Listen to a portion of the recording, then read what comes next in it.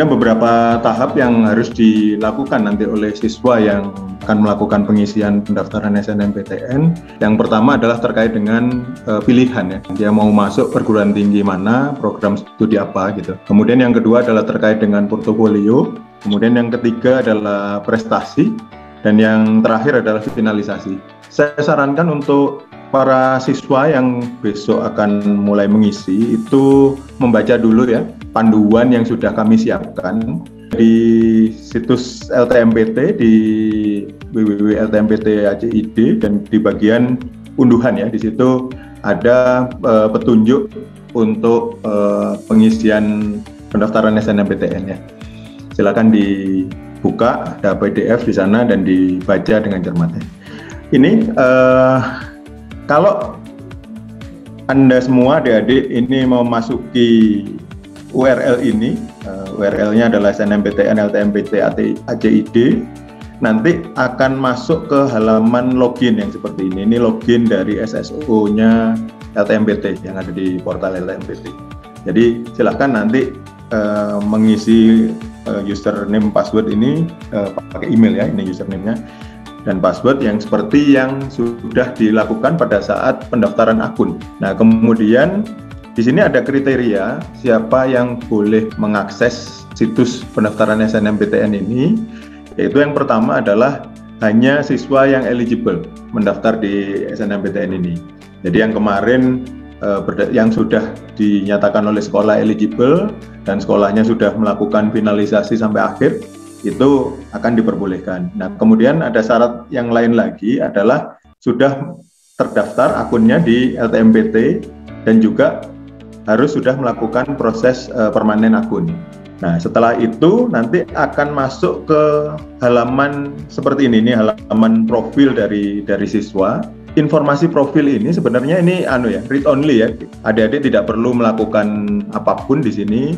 Silakan dicek saja informasinya apakah sudah sesuai belum. Karena informasi ini sebetulnya diambil dari portal. Jadi pada saat para siswa ini mendaftar akun di LTMPT, ini informasinya akan ditampilkan kembali di sini. Jadi ini tidak bisa diedit. Kalau memang ada persoalan bahwa datanya masih belum tepat, itu silahkan kembali ke portal LTMPT dan mungkin harus ada ini ya, karena ini harus permanen, berarti ada proses lanjutan yang harus dilakukan gitu, mungkin bisa menghubungi helpdesk ya di sana. Oke, ini adalah halaman profil yang silahkan dilakukan pengecekan. Kemudian yang berikutnya kita masuk ke bagian yang kedua ya. Jadi ini di bagian sebelah kiri ini terlihat ya, ada paling atas nih profil, ini yang tadi. Kemudian yang kedua, ini adalah terkait dengan pilihan prodi. Kalau di halaman pilihan prodi ini bisa dilihat bahwa di sisi sebelah kiri ini ada pilihan perguruan tinggi. Jadi silakan bisa dicoba-coba mengklik perguruan tinggi mana begitu. Kemudian nanti di sisi sebelah kanan ini akan muncul daftar program studi yang dibuka di perguruan tinggi tersebut. Nah, di sini yang menjadi catatan adalah mungkin ada beberapa program studi yang kami dim seperti ini, dihitamkan seperti ini. Apa artinya? Bahwa di situ artinya program studi tersebut itu tidak boleh dipilih oleh adik-adik karena mungkin jurusan dari sekolahnya tidak sesuai untuk program studi tersebut. Misalnya saja kalau memilih program studi yang harus IPA misalnya, sedangkan adik-adik IPS, mungkin akan muncul yang seperti ini. Kebalikannya juga begitu.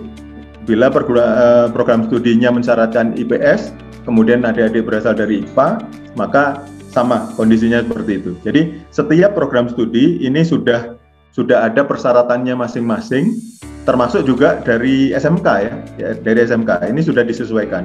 Sehingga hanya program studi yang tampak seperti ini, yang tidak hitam begini, itu yang bisa adik-adik pilih ini nanti. Nah, silakan nanti, karena pilihannya boleh dua, tadi sudah dijelaskan oleh Pak Budi, pilihannya dua, dan ada persyaratan bahwa kalau memilih dua, maka salah satu program studi harus berada di provinsi yang sama dengan sekolahnya.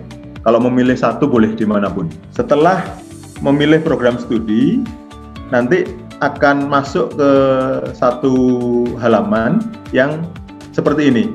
Jadi kalau pilihannya sudah mantap begitu, silahkan melakukan simpan semua pilihan. Jadi baik pilihan 1 maupun pilihan 2, ini bisa simpan semua pilihan begitu.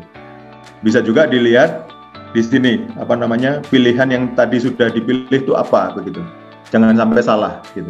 Karena kalau salah nanti repot lagi begitu ya. Nah, kemudian bisa jadi ini sudah memilih 2 program studi begini, kemudian kayaknya saya mau milih 1 saja program studi, boleh saja milih 1. Jadi ini di sini ada pilihan untuk menghapus pilihan kedua begitu. Jadi silakan kalau memang berubah pikiran masih di tahap ini boleh gitu. Tapi nanti jangan lupa ada simpan di sini. Baik, setelah itu akan masuk ke bagian portofolio. Jadi yang di sebelah kiri ini bagian yang ketiga, ini adalah portofolio. Nah, tadi sudah dijelaskan oleh Pak Budi bahwa program studi yang membutuhkan portofolio itu hanya program studi seni dan olahraga. Jadi kalau bagi para siswa yang memilih program studi yang tidak mensyaratkan portofolio, itu nanti akan muncul informasi seperti ini. Jadi tidak perlu melakukan upload atau unggah portofolio. Jangan lupa bahwa sebelum ini bagi yang memilih program studi seni dan olahraga, portofolionya disiapkan dulu, karena untuk menyiapkan portofolio itu membutuhkan waktu yang cukup lama ya, karena untuk membuat yang bagus itu seperti apa begitu ya. Jadi silahkan disiapkan dulu. Nah, kemudian pengisian portofolionya seperti ini bagi yang memilih program studi seni dan seni dan olahraga seperti ini. Jadi di sini ada file-file yang harus di-upload sesuai dengan portofolio yang dipilih. Misalnya untuk seni tari kebutuhannya apa, kemudian seni musik kebutuhannya apa. Dan tadi kalau ada pertanyaan misalnya portofolio berapa besar yang boleh di-upload, kami membatasinya 100 mega ya. Jadi kalau misalnya untuk video begitu, mungkin ada beberapa program studi yang portofolionya itu sangat membutuhkan video yang bagus banget gitu kualitasnya. Jadi silakan diatur-atur supaya ukuran file secara keseluruhan itu tidak melebihi 100 mega. Nah, kemudian kalau pertanyaannya adalah jenis-jenis file yang harus diupload apa, silakan dibaca di panduan untuk portofolionya. Tadi ada di situsnya LTMPT juga sudah dijelaskan oleh Pak Budi. Kemudian yang berikutnya di sini tadi pilihan sudah, portofolio sudah. Kemudian yang ketiga ini adalah prestasi. Jadi berikutnya bagi para siswa yang memang memiliki prestasi itu diberi kesempatan untuk mengunggah prestasinya. Jadi karena di sini tidak semua siswa itu punya prestasi, maka ini sifatnya adalah opsional ya, tidak wajib. Jadi bagi Anda yang tidak memiliki prestasi yang akan diupload, ini tidak perlu dilakukan apapun di sini ya. Nah, kemudian bagi yang punya file prestasi, itu silahkan diupload, dibatasi 3. Jadi silahkan dipilih prestasi yang paling bagus, dan jangan terus memaksakan untuk mengupload lebih dari 3, jangan. Karena di tahun-tahun yang lalu itu ada juga gitu kasus-kasus di mana siswa mengupload satu file tapi isinya banyak prestasi di situ. Tidak ya. Jadi ini untuk prestasi yang pertama, ini satu file, ini isinya adalah satu prestasi saja ya. Jangan banyak prestasi dimasukkan ke dalam sebuah PDF, jangan. Karena nanti akan merepotkan untuk penilaiannya juga gitu. Nah, ini ada 3, jadi silahkan untuk memilih 3 terbaik. Kemudian yang harus dilakukan apa? Yang pertama adalah file prestasinya sendiri perlu diupload di sini. Nah, kemudian berikan deskripsi dari prestasi tersebut. Misalnya ini adalah juara 1 lomba apa-apa tingkat nasional misalnya, atau tingkat internasional yang diikuti oleh sekian peserta seperti itu. Silakan diberikan deskripsi sehingga nanti bagi penilai itu akan mendapatkan gambaran yang cukup jelas ini prestasi apa begitu, tanpa harus, karena ini image ya yang ada di dalam file PDF yang diupload ini itu image, maka kalau dibuka satu persatu nanti akan dibaca satu persatu seperti itu, mungkin informasi lebih briefnya bisa dimasukkan ke sini begitu. Jadi bisa dibaca dengan cepat begitu ya informasinya. Nah, kemudian di sini ada bidang prestasi. Ada beberapa pilihan bidang prestasi yang bisa dipilih di situ, silahkan. Ini tentang apa, tentang olahraga, atau tentang kesenian, atau tentang apa, begitu ya. Nah, kemudian ada tingkat prestasi di sini. Kami membatasi tingkat prestasinya paling rendahnya kabupaten kota ya tingkatnya. Jadi kalau ada yang punya prestasi tingkat sekolah, kami tidak akomodasi untuk diupload di situ ya. Mulai dari tingkat kabupaten kota, tingkat provinsi atau nasional dan internasional seperti itu. Silakan nanti dipilih. Nah, kemudian berikutnya kami juga ingin tahu ini prestasi individu atau prestasi kelompok seperti itu. Jadi ini juga silakan disesuaikan. Nah, setelah itu ini nanti bisa dilihat kalau sudah di-upload, bisa dilihat apakah hasil uploadnya sudah sesuai atau belum. Nah, kalau perlu misalnya tidak yakin begitu bisa dicek di URL tersebut begitu. Itu terkait dengan prestasi. Nah, berikutnya yang paling akhir ini adalah tahap yang paling penting ya, paling penting, finalisasi.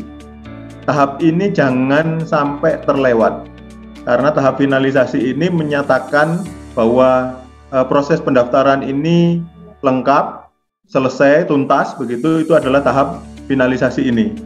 Jadi di tahap finalisasi ini akan disampaikan oleh sistem pilihannya apa yang tadi sudah dipilih. Jadi jangan sampai salah. Jadi silahkan dibaca kembali bahwa pilihannya betul yang itu. Kemudian silakan ini ada sejumlah kalimat pernyataan bahwa kalau Anda melakukan finalisasi ini maka ada konsekuensi yang akan melekat nantinya. Jadi harus mendaftar kalau memang diterima, kemudian kalau sampai tidak mendaftar maka akan ada efek ini dan seterusnya, seperti itu. Tidak boleh mendaftar UTBK dan seterusnya, UTBK SBMPTN begitu ya. Ini adalah konsekuensi atas kepesertaan adik-adik di SNMPTN begitu. Nah, kemudian kalau sudah semua ya silakan ini menyetujui, kemudian dilakukan finalisasi. Nah, setelah dilakukan finalisasi, maka di sisi sebelah kanan ini ada kartu registrasi. Jadi silahkan di-download sebagai bukti bahwa adik-adik ini memang sudah benar-benar terdaftar sebagai peserta SNMPTN 2022.